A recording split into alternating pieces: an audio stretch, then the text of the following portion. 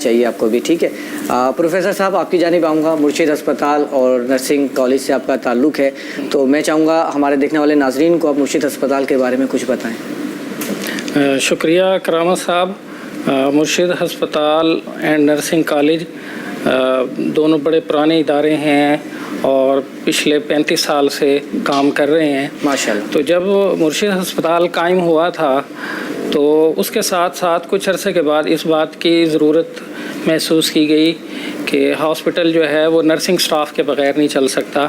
کہ nursing staff جو ہے وہ کسی بھی ہاسپٹل کی بیک بون ہے. تو پھر نرسنگ کالج کا قیام عمل میں لایا گیا. تو مرشد کے پہلے 2-3 معاملات جو تھے وہ بڑے اہم رہے.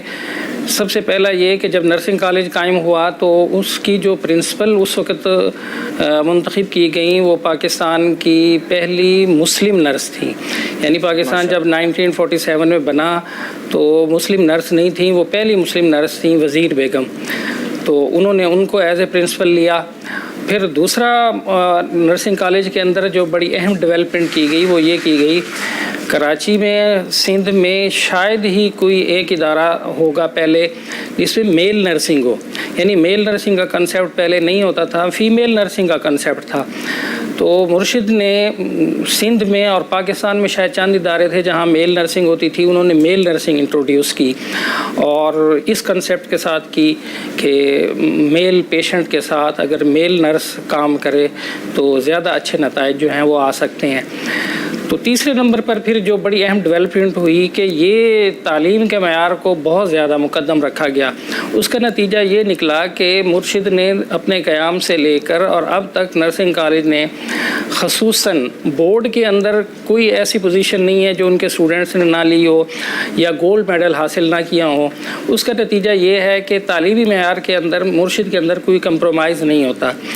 پھر چوتھے نمبر پر آپ کو پتہ ہے کہ ہمارا سماج جو ہے وہ ڈیفرنٹ ہے. اللہ تعالیٰ نے نظام ہی ایسا بنایا ہے، امیر بھی ہیں، غریب بھی ہیں، شکلیں مختلف، مزاج مختلف، عادات مختلف، نصیب بھی مختلف.